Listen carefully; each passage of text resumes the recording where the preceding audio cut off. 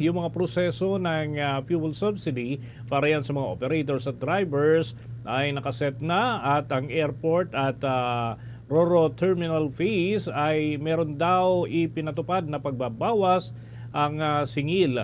Ayun yan sa Department of Transportation. Yan at iba pang mga balita hatid ni Bombo Isa Cotoner. Umarangkada na ngayong araw, Marso 24, ang fuel subsidy ng Department of Transportation para sa mga operators at drivers ng public utility vehicles. Ayon kay Department of Transportation Acting Secretary Giovanni Lopez, aabot sa 1,180,783 public utility vehicles operators at 245,66 drivers ang target na benepisyaryo ng naturang programa. Maaaring makuha ang subsidiya sa iba't ibang paraan upang mapabilis ang distribusyon. Sa ilalim ng programa, makakatanggap ang mga bus operator ng 5,000 hanggang 10,000, habang 5,000 naman para sa kanilang mga drivers.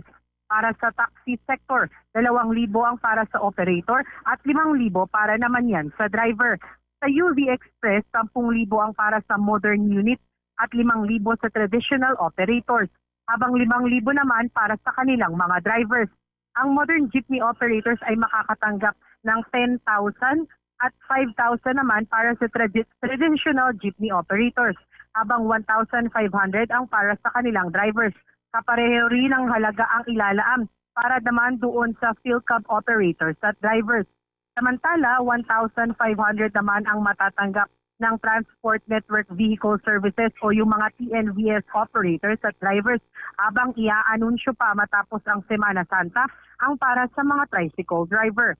Ipinaliwanag ni Lopez na mas mataas ang subsidiya para sa operators dahil hindi pa sila nakakatanggap ng tulong mula sa Assistance to Individuals in Crisis Situation o AICS ng Department of Social Welfare and Development kumpara yan sa mga drivers.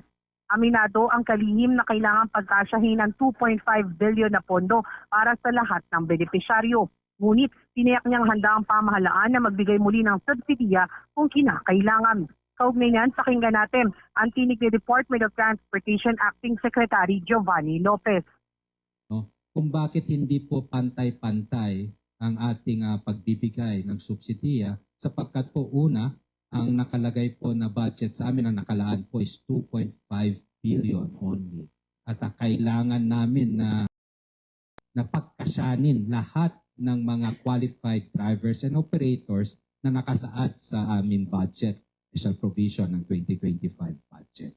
So what we're trying to say right now po, no, na other than meron dapat kaming sense of urgency, no, kailangan na namin ipatupad itong ating subsidiya. Nasa mahigit 460 million naman ang nakatakdang ipamahagi ng ahensya sa buong bansa ngayong araw. Pinag-aaralan na rin ng Department of Transportation at Department of Social Welfare Development ang pagbibigay ng tulong naman para doon sa mga konduktor. Samantala, inanunsyo rin ng kagawaran ang pagpapatupad ng piso RoRo Terminal Fee para sa mga Class 3 at Class 4 na sasakyang nagdadala ng mga agricultural products. Posible itong ipatupad sa Abril 15 at tatagal ng 6 na buwan dahil may nakatakda pang hearing para sa pagsasapinal nito.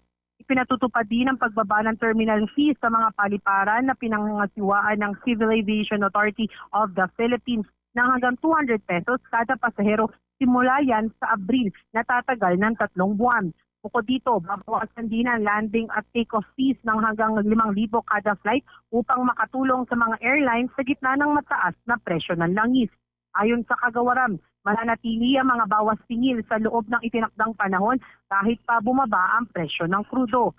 Samantala, patuloy rin ang pamamahagi ng fuel assistance ng Department of Social Welfare and Development para doon sa mga TNVS drivers ngayong araw. Nilinaw ng kalihim ng ahensya na si Rex Gatchalian na kung wala pa sa listahan ang ilang benepisyaryo, hindi ito nangangahulugang hindi sila makakatanggap. Anya, nakabatay kasi ang payout sa listahang isinusumite ng TNVS companies na nagkaroon ng aberya. Kaya nanawagan ang kagawaran sa mga kumpanya na agad isumite ang kumpletong listahan ng kanilang mga drivers upang mapabilis din ang pagpapamahagi ng ayuda. Kaugnay niyan, pakinggan natin ang paliwanag ng Department of Social Welfare and Development Secretary Rex Gatchalian. Pangalawa, wag ho natin ibunto yung frustration natin sa mga nakapula ng mga DSWD staff sa payout center. Hindi ho sila ang gumawa ng mga listahan. Sila ho, kami ang departamento namin, tumutulong lamang ho dahil nasa amin nakalagak yung pondo para sa mga individual na may pinagdaraan ng krisis. Pero ulitin ko, hindi ho DSWD ang gumawa ng mga listahan. Kumuha ho kami ng listahan sa LTFRB na hinango naman sa listahan ng mga kumpanya na may nagpapatakbo ng mga TNVS. Ngayon, ang request namin, bukod sa wag nyo kagalitan ng aming mga empleyado sa payout centers, wag na rin ho tayo magtungo sa payout center kung hindi nyo nakikita yung pangalan nyo sa published list. Ang gagawin po nyo, magpunta kayo sa inyong mga TNC o yung kumpanya na may hawak sa inyo. Kasi sila naman ho ang nagsasubmit sa amin ng kanilang mga driver. Mula sa lungsod ng Parañaque, ito si Bombo Isa Cotoner and this is Bombo Radio Philippines, the number one and most trusted source of news and information.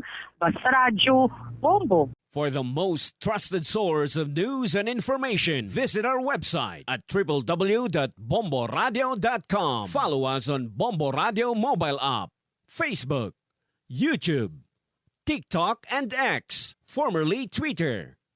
Like, share, and stay connected. Anytime, anywhere.